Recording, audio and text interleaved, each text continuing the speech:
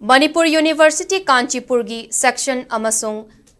Department Kudingmaki official note amasung draft singda Hindi loan Sijinnagadabani Haina Khanghankhiba adu Matam Kharagi Oina Chatna-Hankhidre Manipur University gi register na ngarang thokiba office order amagi matung inna University asigi section amasung Department Kudingmaki official note amasung draft singda Hindi loan sungsoi soidana Sijinnanaba Khanghankhiba adu Procedural lapses khara leibana makha taba order amal thoktriba fawba chatnararoi order asi mari leinana authority ki ayaba lauraga issue tawbani hairi panba yabadi university asimaki register professor M Premjit Singh na khutyek piduna mamang tha August ki tang 15 da thokiba office order amagi matung inna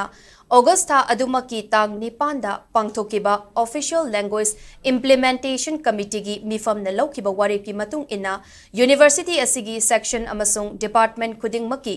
official note amasung draft singda Hindi loan Sijinnanaba wafam thamkibani masiga loinana chahi amada marirak yengsinbagi thabak chathagani hainasu Khanghankibani